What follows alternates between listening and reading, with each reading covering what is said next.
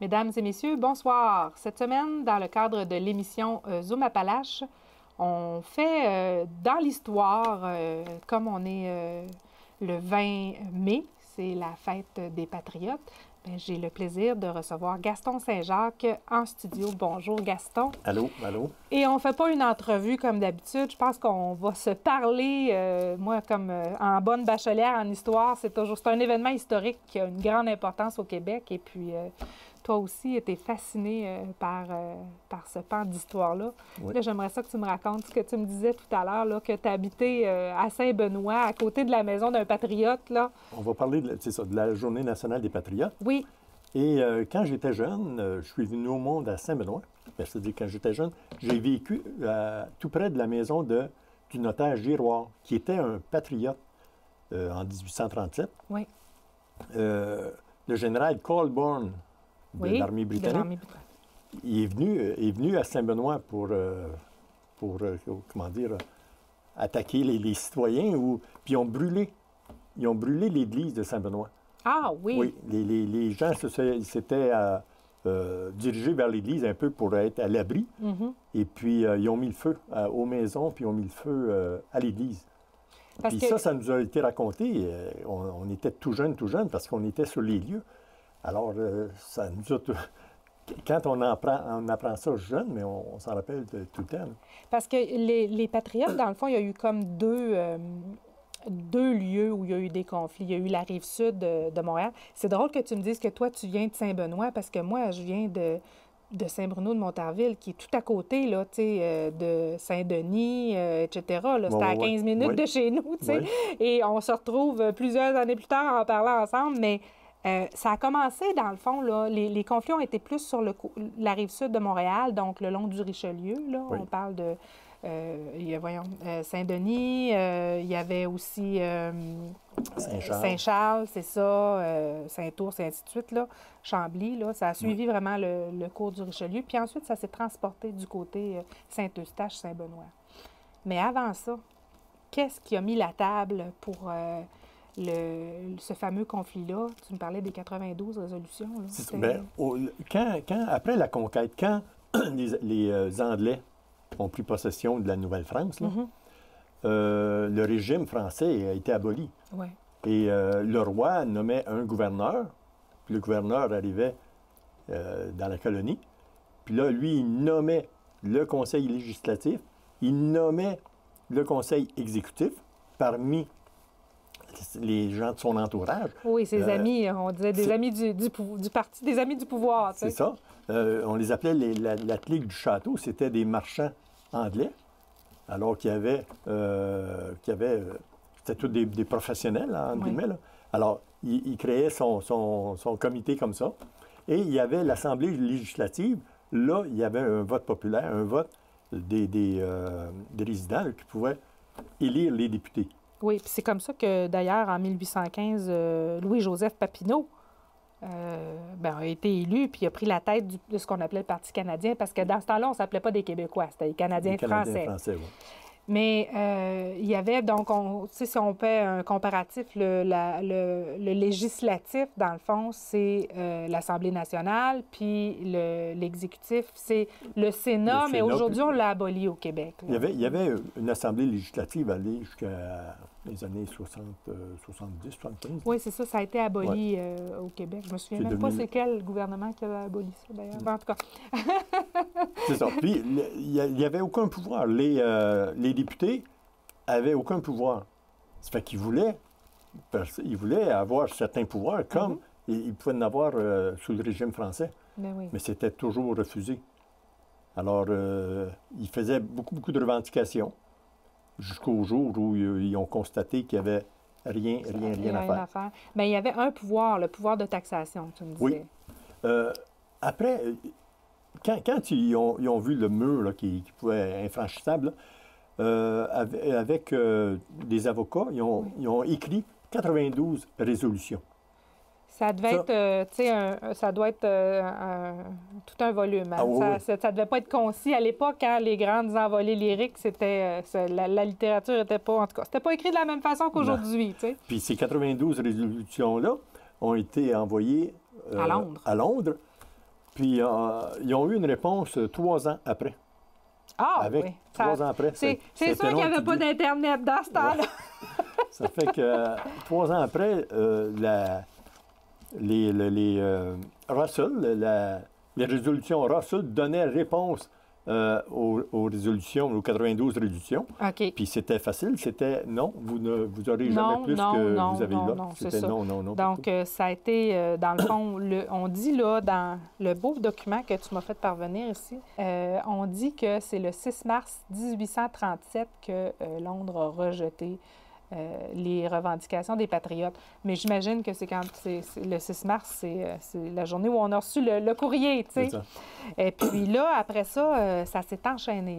Là, on a vraiment assisté à dans le fond, une montée en flèche. Là. Le nationalisme était comme latent, déjà en train de s'implanter, puis là, ça a parti en peur, là, cette affaire-là. Les Canadiens ont compris que peu importe la revendication, il n'y aurait jamais rien à gagner. Alors, ça a été la lutte armée qui a commencé.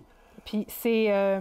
donc, regarde, c'est ça, on s'est imprimé toutes sortes de papiers ce soir-là. En 1834, les 92 résolutions sont présentées devant la Chambre d'Assemblée, donc à Londres. Parmi les demandes, un gouvernement responsable, l'élection des membres du Conseil législatif et avoir plus d'habitants canadiens-français à l'administration du pays. Et le ministre britannique John Russell refuse toutes les 92 résolutions et va proposer en 1837 ces 10 résolutions. Et là, les choses vont s'escalader. Donc, les leaders canadiens-français vont vraiment commencer à se dire, on n'aura pas le choix, il va falloir prendre les armes, il va falloir brasser la cage du gouvernement britannique. Hein? Sans savoir qu'il allait avoir à faire face à une armée la plus forte au monde. Là. Ben oui, c'était la plus grosse armée au monde. La plus grosse armée au monde. Oui. Puis il commençait une bataille qui allait être très, très, très difficile. Puis nos Canadiens français, ils n'étaient pas super équipés, là. Il n'y avait aucun équipement. Puis pas de tactique militaire non plus. Non. Il y avait des fusils de chasse. Ça prenait 1 minute et demie à recharger un fusil. Tandis que les soldats britanniques rechargeaient en peut-être 15 secondes. Ils étaient nombreux. L'armée britannique était nombreux. Là. Oui. Puis, mais pourtant, c'est ça. Puis il y avait des loyalistes aussi, parce que c'était après l'indépendance américaine. Donc, du côté de l'Estrie, il y avait beaucoup de loyalistes qui ont pris parti pour l'armée britannique. On voit souvent notre fameux patriote comme ça, Gaston. Tu sais, c'est un bonhomme avec la pipe, son vieux fusil, sa corne de poudre, avec son bonnet bleu. Ça a l'air que c'était pour se distinguer de l'armée britannique. Et ces gens-là ont... en fait, je vais juste aller à l'histoire des femmes. Ces gens-là ont vraiment établi comme leur première campagne d'achat local là, en riposte là, à toutes ces... aux 10 recommandations de Russell. Là, c'est là l'histoire des femmes. Les femmes ont été impliquées à ce niveau-là. Là. Parce qu'une colonie, pour les Anglais, c'était un lieu où ils pouvaient vendre leurs produits, puis ils taxaient les produits. Toutes les ressources naturelles de la colonie revenaient aux propriétaires, à l'Angleterre. Alors, le bois, tout le bois que la marine anglaise avait besoin. Alors, ici, on avait des forêts, ils ont coupé des forêts complètes pour la construction des navires. Des navires de guerre, hein? Oui, effectivement. Il y en avait partout. Il n'y avait pas juste la guerre ici. Il n'y avait pas eu juste la France et l'Angleterre. L'Angleterre avait des guerres un peu partout sur la planète. Là. Alors, il y avait besoin de... On était exploités pour nos ressources naturelles. C'est ça. Mais curieusement, là, les femmes n'ont pas vraiment pris part au conflit armé. C'était des affaires d'hommes à l'époque, mais en 1837, vraiment, elles ont fait leur part. D'ailleurs, il y a Adèle Berthelot, qui était l'épouse du patriote Louis H. Lafontaine, qui a été une des premières bourgeoises. Donc, c'était une femme qui avait quand même des moyens financiers à valoriser les étoffes canadiennes. Donc, c'est elle qui a donné le ton à la mode automne-hiver 1837. Ça, c'était ce qu'on appelle l'étoffe du pays. Mais l'étoffe du pays, c'était pas les laines fines, les soies ou les beaux cotons qui venaient d'Angleterre. C'était vraiment des produits faits ici. Les Canadiens avaient commencé à boycotter les produits d'Angleterre. Alors, pour les remplacer, il fallait qu'ils s'en fabriquent avec la matière première. Oui, c'est ça. On disait qu'on tissait au lieu des textiles anglais, les Québécois, bien, c'était pas des Québécois, les Canadiens français à l'époque remplaçaient ces tissus-là par la laine du pays et du chanvre et du lin. Donc, qui ont fait, qui ont habillé une génération, dans le fond, de patriotes.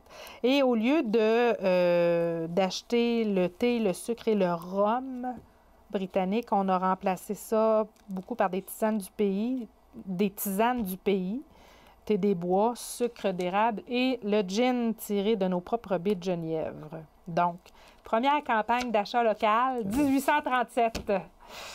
Par nécessité, parce que d'abord, il n'y avait pas d'argent pour ces produits-là étaient quand même assez dispendieux. Et pour combattre l'impérialisme de l'Angleterre, alors... Mais ça n'a pas suffi. C'était malgré les manifestations des Canadiens français, il n'y avait rien à faire. Il n'y a pas eu une grande préparation. C'est quand ils ont constaté, les Canadiens, quand ils ont constaté, parce que ça faisait longtemps qu'ils revendiquaient, qu'il y avait un obstacle infranchissable. Ouais. Alors, on dit on va faire une lutte armée. Mais sans pratique, là, ça a commencé le lendemain, puis... Parce que, vois-tu, ça a quand même... tu sais, on dit que Londres, ils ont reçu le rejet des 92 résolutions début mars 1837, mais on parle de l'Assemblée des 6 comtés qui a eu lieu, tu sais, quand même en octobre. Auparavant, il y a eu la fondation des Fils de la Liberté. Oui. Ça, dans le fond, on les appelle les patriotes, mais dans le fond, à l'époque, ils s'appelaient les Fils de la Liberté. C'était le nom qu'ils avaient donné à leur formation. C'était des jeunes qui venaient d'un peu partout, qui étaient prêts à prendre les armes pour essayer d'obtenir une vie meilleure. Là. Fait que, regarde, c'est ça qu'on me dit ici. La Société des Fils de la Liberté était un groupe paramilitaire fondé au mois d'août 1837 qui tint sa première assemblée publique le 5 septembre de cette même année. Entre 500 et 700 jeunes ont participé à cette assemblée. Et c'est à l'Assemblée des 6 comtés le 23 octobre 1837 que le mouvement patriote approuve solennellement cette organisation. Ça n'a pas été long après qu'ils se sont donc réunis. L'Assemblée des 6 comtés, avec 6 000 partisans. Saint-Charles, au Bas-Canada, les 23 et 24 octobre 1837. Lorsqu'on parle des chefs patriotes, on parle de qui? On parle de Papineau, Louis-Joseph Papineau. Louis-Joseph Papineau, Robert Nelson. Robert Nelson, il y avait Chénier, mais lui, il était plus du côté nord. Oui, Chénier, il y avait un chef patriote dans chacune des régions. Oui. Mais les noms qui sortaient souvent, c'était les mêmes. Là, donc, Nelson, Papineau qui gérait tout le monde. Là, ouais. Delormier, oui. Louis H. Lafontaine. Oui. Moi, c'est drôle, quand on se parlait avant de préparer l'entrevue, ça que je te disais, je dis, comme je viens de la Rive-Sud de Montréal, je me rends compte que les rues montréalaises sont marquées par l'histoire des patriotes. Hein? L'avenue Delormier, le boulevard la rue Chénier, la rue Papineau... Delormier, etc., etc. Donc, tu sais, on voit à quel point là, ça a été présent là, dans notre histoire. L'Église, dans tout ça, c'était important, l'Église catholique à l'époque. C'était quoi la position? Le clergé avait des ententes avec l'armée britannique ou avec le pouvoir britannique pour conserver un peu leur statut. Alors, il était là le tampon entre les patriotes et l'armée pour essayer d'apaiser, de calmer, puis des fois de menacer les patriotes de ne pas être trop durs, de se plier. Ah oui. De se plier aux Anglais, oui. Ah oui. Puis de cette façon-là, mais le clergé conservait ses pouvoirs. OK, donc, dans le fond, le clergé a été de connivence avec l'armée britannique pour maintenir, dans le fond, sa prédominance au sein de la société de l'époque, là. Il y en a quelques-uns qui n'ont pas accepté ça. Je pense à le curé Chartier. Oui. Le curé Chartier, il était curé à Saint-Benoît.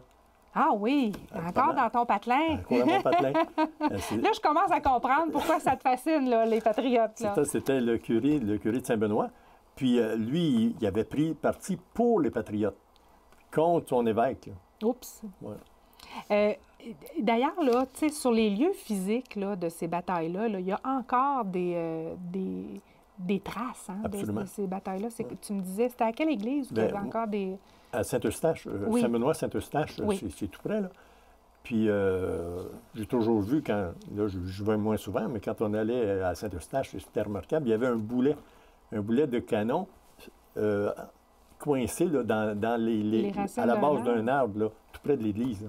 Et c'est un boulet de canon qui date de l'époque des Patriotes. Puis il y a des marques aussi sur la façade de l'église de Saint-Eustache où on voit l'impact d'un boulet de canon là, sur le... Oui, c'est ce que je te disais d'ailleurs hier. On se parlait au téléphone. Je disais, j'ai un ami, moi, qui est architecte et qui a travaillé à la restauration de la façade. Et ça faisait partie, dans le fond, des items à restaurer, de ne pas toucher ces impacts-là. Il fallait les maintenir là, en place parce qu'effectivement, c'est un témoignage de l'histoire. Là. Donc, par contre, tu sais, là, on parle du côté de la rive nord, mais les premières batailles, là, ça a vraiment été du côté de la rive sud de Montréal. Là. Donc, ça a été la bataille de Saint-Denis qui a eu lieu, ça n'a quand même pas été en début d'année, là, le 23 novembre 1837. Il y avait 200 patriotes et 300 britanniques. Et quelle est l'issue de la bataille? C'est la seule bataille à Saint-Denis que les Canadiens ont gagné. Un peu par astuce, parce qu'ils ont fait beaucoup de tapage. Puis l'armée s'approchait, puis l'armée a dit, ils ont pensé qu'ils étaient très, très, très nombreux. Ça fait qu'ils n'ont pas attaqué comme tel, ou ils n'ont pas... ils se sont retirés. Avant qu'il y ait trop de morts ou de dégâts. C'est la seule là, que les Canadiens ont gagné. Ça a été une bataille un petit peu plus astucieuse, oui, effectivement, parce qu'il y avait quand même il y avait quand même beaucoup plus, une centaine de Britanniques de plus là, en termes avec l'équipement que les Canadiens qu'on leur connaît, effectivement. Là, et puis... par la suite, ça a pris à peine 2 jours qu'on s'est retrouvé un autre conflit, la bataille de Saint-Charles. Et là, il y en a beaucoup plus d'individus. Puis ça s'est terminé dans un bain de sang, cette bataille-là. Là. Donc, une défaite sanglante. Là. Celle-là marque c'est ça comme nous disent ici, la bataille de Saint-Charles se termine dans un bain de sang. 150 patriotes meurent au combat, tandis que 30 soldats anglais sont tués. Ça illustre bien le fait que les patriotes n'étaient pas équipés pour veiller tard, comme on peut dire. Hein? Mais cette bataille-là marque un tournant charnière aussi, là, parce que la majorité une grande partie des patriotes fuient vers les États-Unis. Donc, Louis-Joseph Papineau, Wilfred Nelson, Boucher-Belleville. C'est ça, leur tête était mise à prix, alors il fallait qu'ils s'exilent. Sinon, ils allaient être capturés. Là. Oui, et puis emprisonnés à la tristement célèbre prison au pied du courant. C'est ça, c'était tout le bord du fleuve à Montréal. Là. Oui, c'est ça. On prend le pont Jacques-Cartier, là, puis là, on tourne pour s'en aller sur le bas du fleuve. Et aujourd'hui, c'est les locaux de la SAQ, je crois, qui sont là, hein, dans la prison au pied du courant.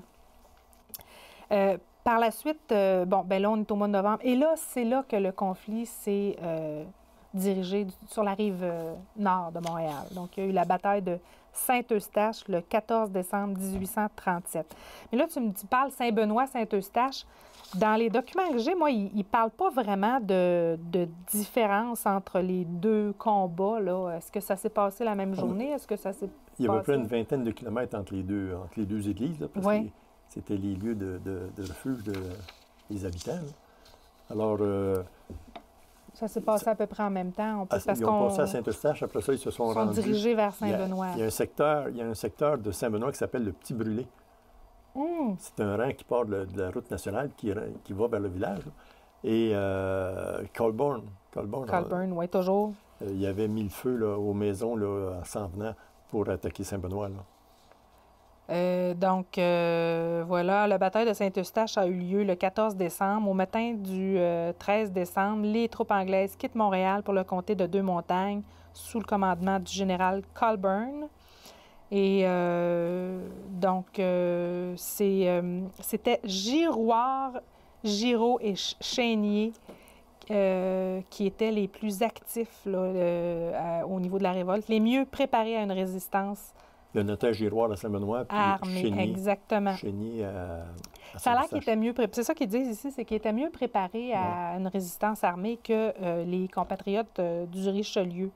Malheureusement, c'était Chénier hein, qui était le chef des patriotes à Saint-Eustache. Oui. Et ça, malheureusement, ça s'est terminé encore une fois en queue de poisson pour les patriotes. Tantôt, quand on regardait à Saint-Eustache, Chénier, qui a pris le commandement des insurgés, s'était retranché dans l'Église avec une centaine d'hommes.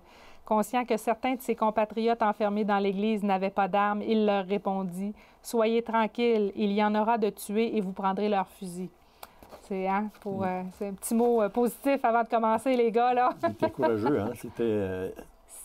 C'était un nationalisme, là. C'était une question de vie ou de mort. Absolument. Pour eux de se prendre en charge au niveau de leur gouvernement.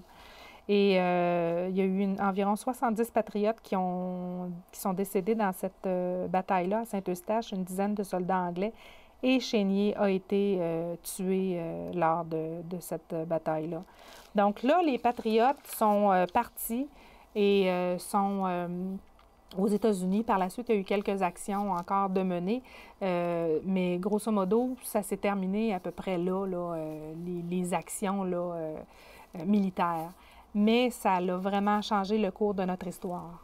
Si les patriotes n'avaient pas eu ce courage-là qu'ils ont manifesté, c'est sûr que Durham était arrivé, puis avec le mandat d'assimiler tout le monde, de faire disparaître la race française, la canadienne française, pour devenir là, une colonie entièrement britannique de langue anglaise. De langue anglaise, oui.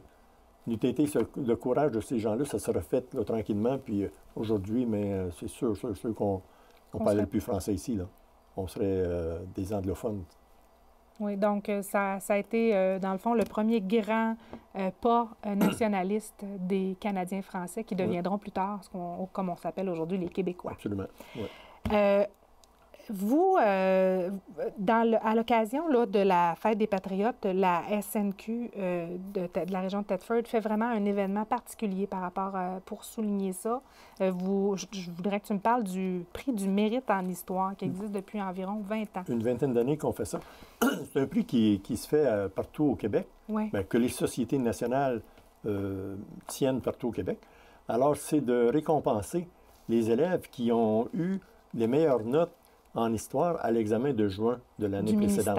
Le fameux examen du ministère en histoire. Oui. Nous autres, on modifie, parce que dans la région de Chaudière-Appalaches, il y a deux sociétés.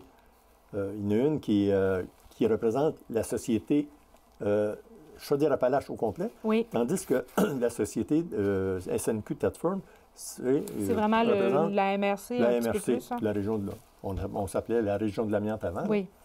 Alors, nous autres, on a modifié un petit peu le programme parce que le prix au niveau du Québec, c'est on donne une bourse aux jeunes qui ont eu 100 % à l'examen d'histoire.